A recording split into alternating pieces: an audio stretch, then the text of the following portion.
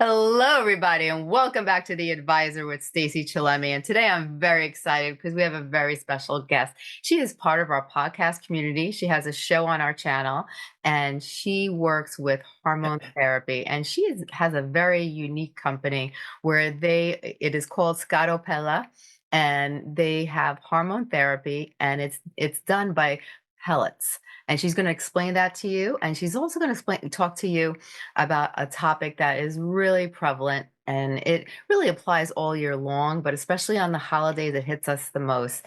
It's CarolAnn Tutera, and we're going to talk about navigating grief into fuel, and that's such an important topic. And I think everybody should, learn how to navigate their grief into fuel, because it's a very hard thing when you lose a family member, a friend, a husband, a wife, a partner. And so she has great advice today that she's going to share with you. CarolAnn, it's such a great pleasure to have you back on the show, and I really want to hear more about this. And can you give people a brief overview of your company, and then we'll go into turning grief into fuel, because that's such an important topic, especially now that the holidays is coming up.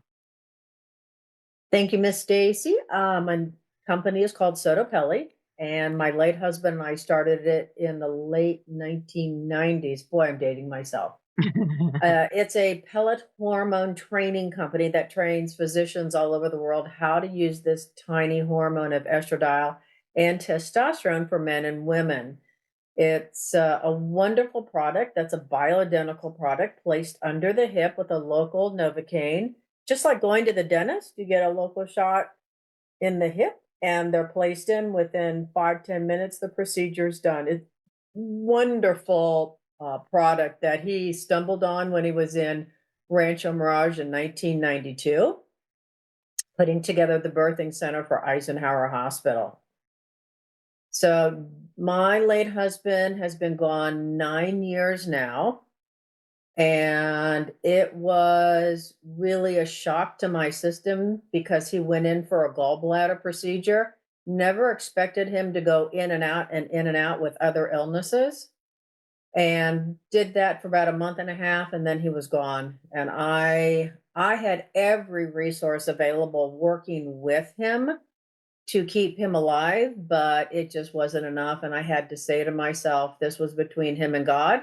Yeah. And there was nothing I could do to keep him here on the planet. I know he's around me, but it was a shock. And I understand what it's like to lose a spouse, someone who's very close with you. We work together, basically together 24/7. Yeah. And people still miss him, not only myself, but all his patients. He was such a big, warm, love teddy bear. He really was. Wow.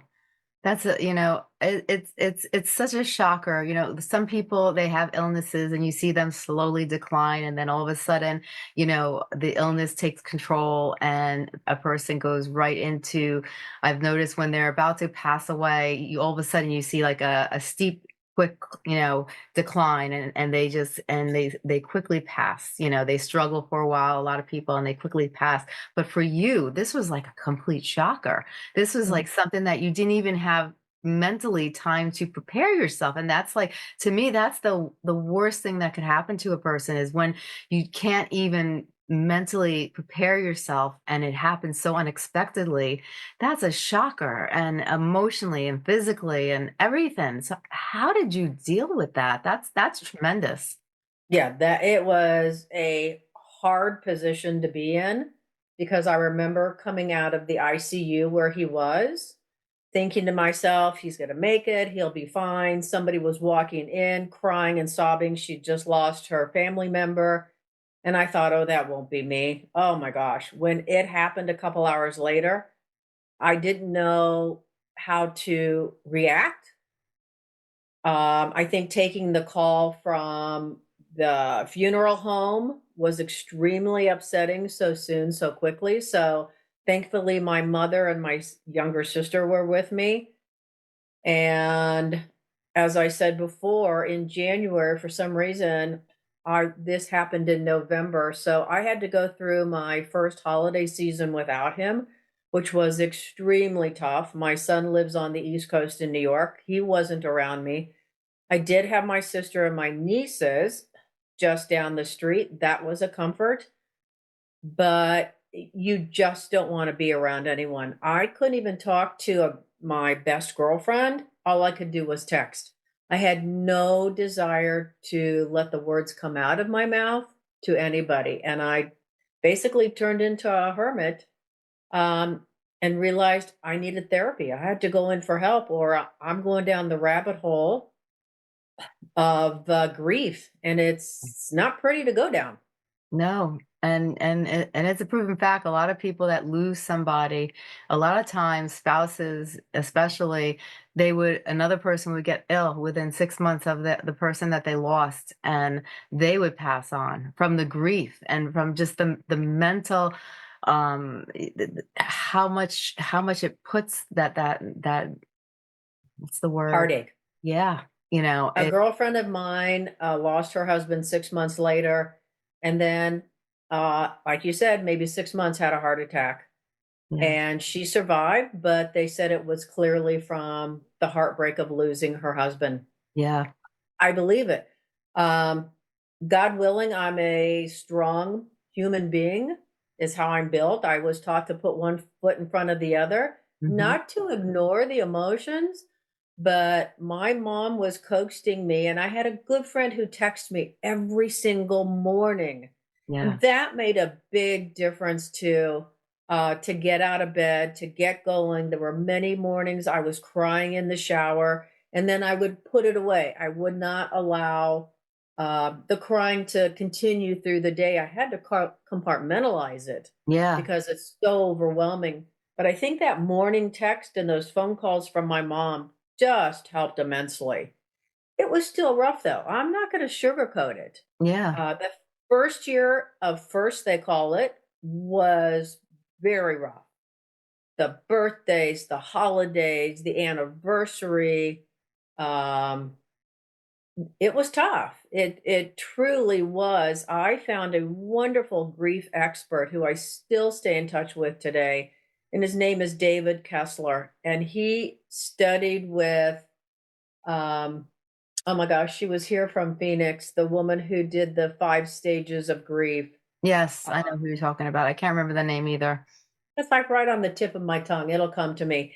Well, he worked directly with her, Elizabeth Kubler-Ross, and he came up with a 6th stage now, because not only did he lose his mother when he was young, he also lost his 21-year-old son.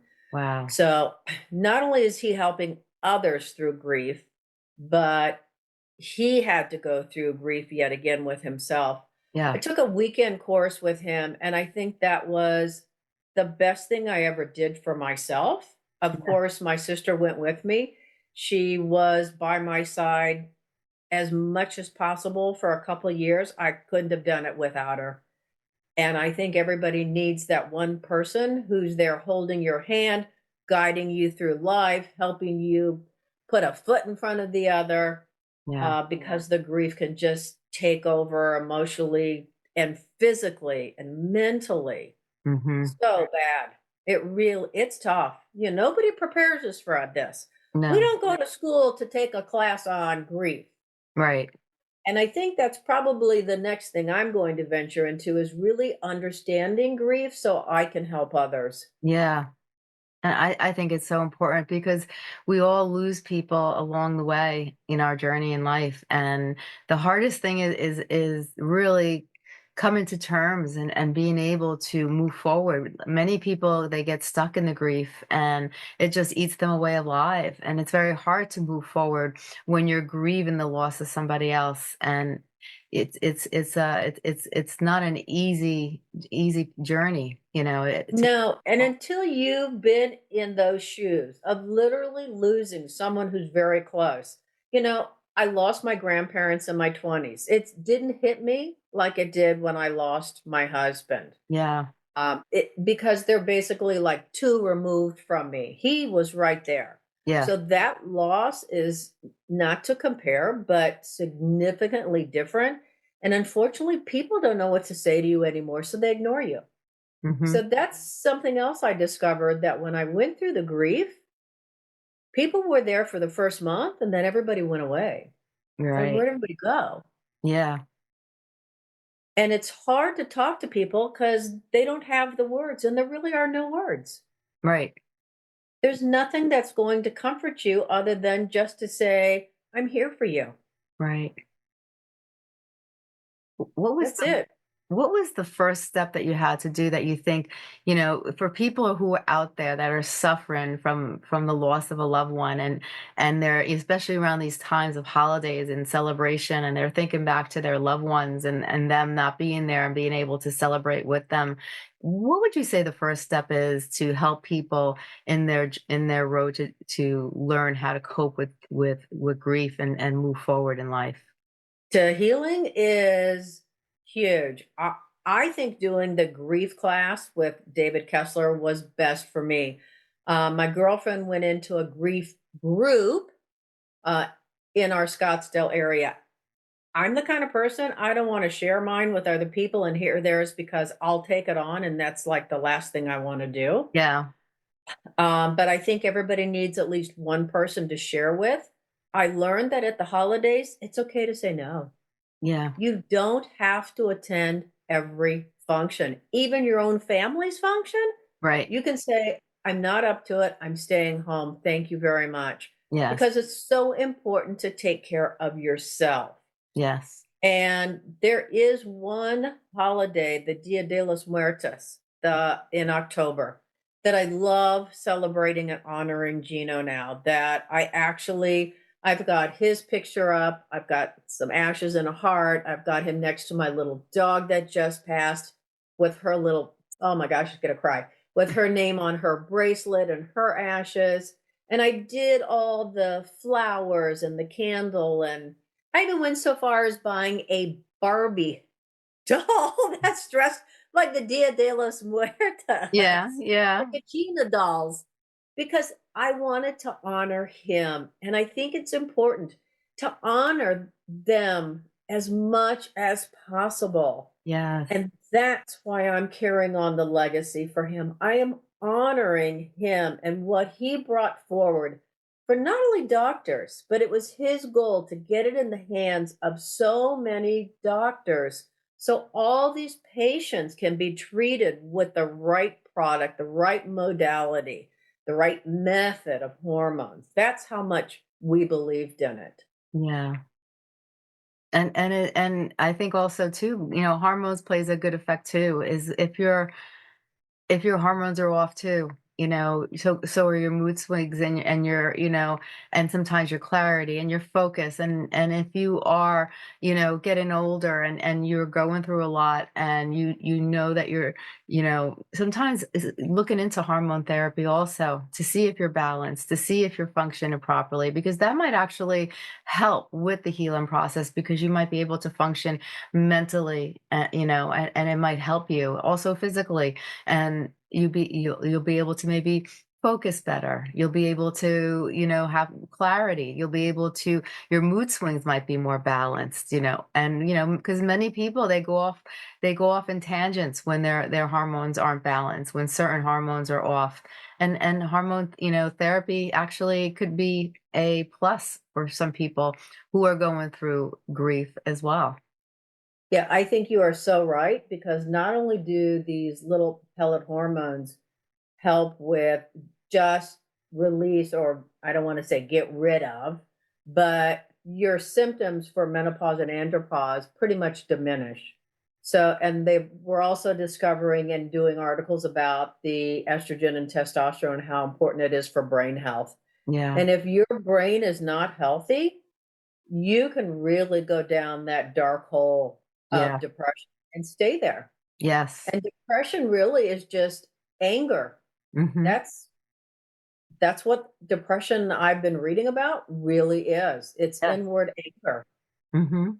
Got to go through all those stages because if you don't, or if you skip one, not to say that they have to be in order, but if Right. you do like two of them go, oh, I'm good, I'm done. There's no timeline. Yes. Because even for me, 9 years later, sometimes I'll just miss the bejesus out of him, or Yeah. I'll be talking about him and well up. I mean, if you even saw how I got about how I felt about losing my dog recently. She Yeah. was part of my life for 12 years, Oh, and her yeah. poor little sister is still depressed. Oh, So 100%. I'm watching the other one start to go downhill, and ugh, it's a horrible position to be in. Yeah. No, when it comes to animals too, like when I lost my dog, my other dog went into depression and slept all the time and just didn't want to get out of bed. And they feel it just like human beings feel it. They do. They absolutely do. I put some of her, my little Tatiana's clothes in with her, thinking that would help. Some days I see her sleeping on them, and other days, she won't get near them. But she's feeling the loss just as much as I am. She'll just stand there and stare into space. And I love on her as much as I can because I'm not ready to lose her right now. Not Right. 6 months later. Oh, Yeah. What are some other ways that you felt helped you with your grief recovery? I also did a lot of writing and journaling. Hmm. And that I like to write. And so for people who love to write or even maybe think about it, they should write out your feelings because you'll start seeing a pattern within your words of what's really going on with you. And the longer you journal, the more information will come out. As little girls, we all had those lovely diaries. Yes. This is no different. Hmm. And, they all talk about gratitude, but it's hard to sit in gratitude when you lose somebody. Let me Yes. tell you, you Hmm. really wonder, what am I grateful for? So Right. it's a real stretch to even try and get one thing to be grateful for. Yeah. But I really recommend that at the end of the journaling, you go for that one gratitude, even if it's for the cup of coffee or tea, or you got to wear your favorite dress today and you didn't realize it. Something that it grounds you into the moment. Yeah. Oh, that's so true. I'm a big fan of journaling. Journaling helped me tremendously when I was going through rough patches in my life. Even when you're not going through rough patches, it's still good to keep a gratitude and positivity journal. And it a lot of times I would just write, and sometimes thoughts would just come through my head, and I would just write them down. And sometimes you hit repressed emotions by being able to write them down on paper. All of a sudden something triggers you, Mhm. and you start really, start writing and thinking, and you come to realizations about maybe there are some certain things in your life that need to be worked on that you didn't even realize need to be worked on you know Right. they say that our subconscious has so many repressed emotions and so many things that we keep in our subconscious, and we only tap into 10% of our brain, and the rest is the self-conscious in the back of our brain. There's so many things going on, and sometimes you have to dig deep in order to figure out what those things are. And I am a big fan of journaling too. And then sometimes, I don't know if you've ever done this, but look back a couple of months back and see where you were, and then you see where you are now. And sometimes you'll see how you've grown and how you Mhm. made progress, especially in the grieving progress. And I think that's also helpful and beneficial too. What do you think? Com- Compare your handwriting too. Oh, It's really? interesting to see when you're really stressed what Yeah. your handwriting looks like back a couple months compared to where you are, go forward a couple months, because it may look different altogether as well. I also like to keep paper and pen by my bedside because I write down my dreams, or something will wake me up and I'll go, "Oh, I need to remember this." You Yeah. think you're going to remember it? Fat chance you won't remember Yeah. it. No, it's true. So I write it down, and when I look at it in the morning, I go, "Oh, I'm glad I wrote that down." Right. Yeah, so our dreams are also giving us really good information. And what's interesting is after Gino passed, he came to me in my dreams, and I didn't want to wake up. And that happened with another girlfriend of mine where her boyfriend came to her in her dreams, and she felt the same, that you don't want to wake up because you think it's real, or you Yeah. really want to go right back to sleep so you can grab that feeling again. Yes. So I really feel that they are that close to us, Yeah. that they're always around us, that some of them turn into our guides, whether we realize it or not. Mhm. But if you just sit and listen, you'd be surprised what you can pick up from the universe. Oh, I agree. I'm a big fan of spiritual growth and I'm a big fan of spirituality. And there are many times when people have recently had passed in my life and I miss them. Sometimes I would call out to them and talk to them. And sometimes I Mhm. would get dreams and it would literally feel like they were talking in my ear. And that's how close they felt to me. And there are times when I just didn't want to wake up. And, I remember I had a great grandmother who loved the scent of lavender. And I said, she had just passed, and I said, just give me a sign that you're in a better place. And I woke up the next morning. My husband already left for work, but the room smelled like lavender. There was nothing in the room of lavender, but the room smelled like lavender. And they say in the spiritual world, sometimes they can change the scent, they can change things Mhm. just to, and just to give you the impression to express themselves to you. So that was, in my sense, to me, that was her way of saying, yes, I am in a better place, and to give me comfort in that sense. Yeah, I believe like you do. My sister and I were at a concert, I think a Josh Groban concert, and Hmm. all of a sudden I could smell Gino's cologne. And I looked around and there really weren't any guys around me. So I know that he was there and he was close. Yeah. I believe in that also. I believe that their spirits are with us. I believe in the spiritual guides, and there are angels watching over us. And definitely, I believe when people pass, we may not see their physical bodies, but I believe their spiritual energy, them are always around us. Yeah, I totally agree. And I think that's a comforting feeling also when someone is going through grief, is to always remember that, physically we might not be with them, but spiritually I believe they're always with us. And when you call out, they shall come. Yeah, I absolutely concur with you 100%. And if you push too hard, they may not show up. So Right. don't push it. Right, exactly, exactly. Now, besides journaling, and what were some of the other things that you did that maybe helped you? I think just being by myself a lot, believe it or not, really helped. Mhm. I don't know why, but it did. It gave me the time to go inward and pay attention to me. Yes. And I made that connection to myself.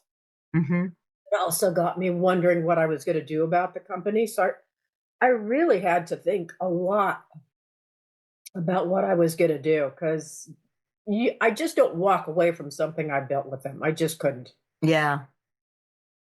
It's too important for me to get his word out. Yes. And that's what I feel like I'm doing. Oh, you definitely are. You definitely are.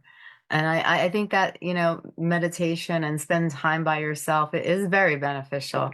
I always found it very beneficial when I spent time by myself and in a quiet space and, did something that was relaxing, that brought me to that level of calmness. And a lot of times that's when, like, I would feel messages or inner instincts, or my gut feeling or my heart would talk to me, and I would come to realizations of things that I didn't realize before, kind of those directions and answers that sometimes we all look for and we can't find. But if we give ourselves a chance to understand our inner self, I believe those answers are always in us. We just have to dig deep enough to find them. I agree. And I don't think you can run from grief and Mhm. fill it with something else. Yes. You can't fill it with another person. You can't fill it with food. You can't fill it with whatever you think you're missing or you want to run to get away from it Right. because it will find you. It Yes. will come back to get you at some point. So if you don't deal with it in Yes. the beginning and you think, oh, I made it past. Oh, God, I'm so great. No, Mhm. you'll be hit with it in year 3 and 4. And Right. it's interesting because year 1 and 2 were hard, but 5 was just as hard for me for some reason. Yeah. It really was. And then I acknowledge him on the day that he passed. I always connect with my son and daughter-in-law that day because my son was there and very close with Gino, very Mhm. close. And I know he took this really hard too. Right. No, I think it takes a long time, and you never fully get see, I don't think we fully get to go over grief. I think we learn how to cope with it, and I think that's the key is we learn Yes, how to we cope with it. yeah, we learn how to deal with it because we can handle it at some point, Yeah, but the grief doesn't go away. And right. there are so many people now, as you said earlier, who are going to be dealing with grief from all the wars, from life in general, Yeah. from these kids taking their lives. It's we really need to teach people how to deal with grief these days. Oh, It's I not agree. taboo. Right. 100%, 100%.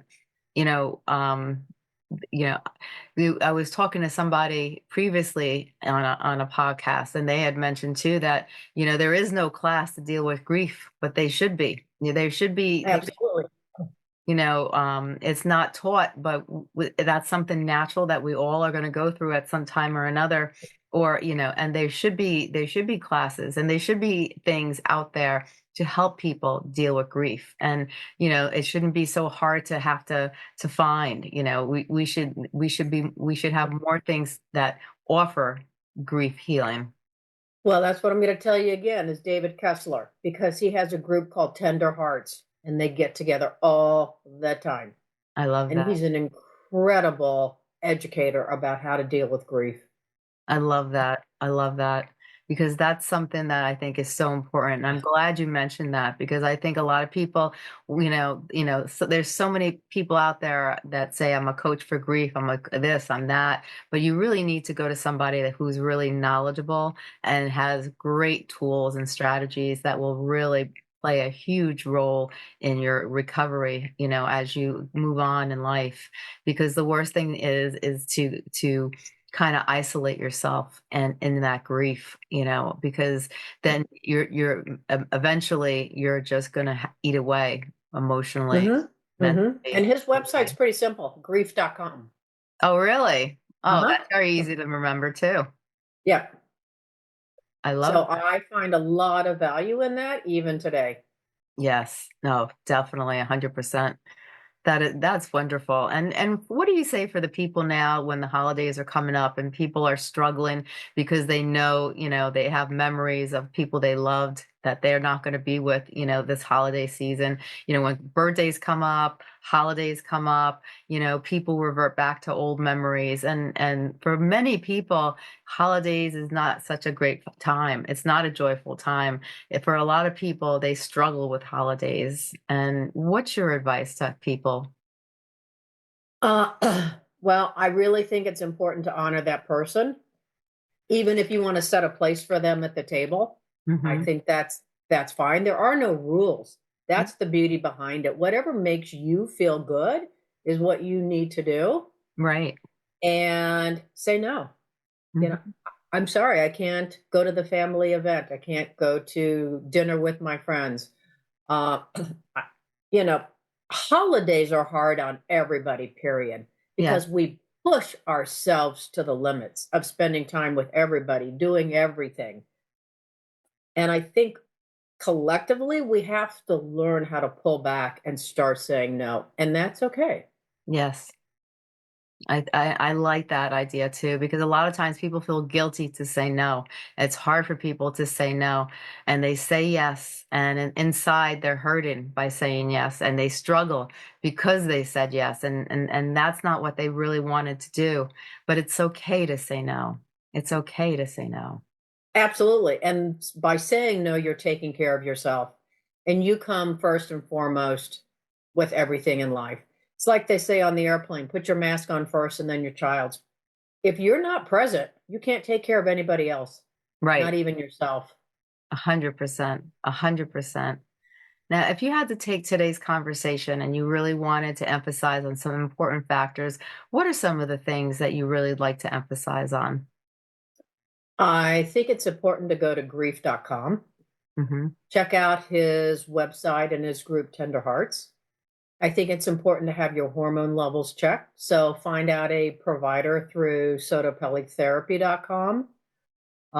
We have a list of all the providers we've trained. If anything, get a baseline of where your levels of your hormones start. Mhm.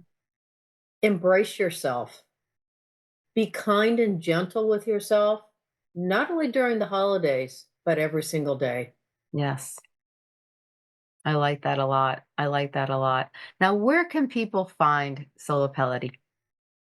Go to SOTTO, P as in Peter, ELLE therapy.com.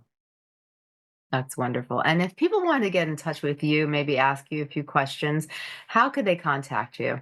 You can write me at response at S as in Sam, P as in Peter, H as in Henry, R as in Robert, T as in Tom.com.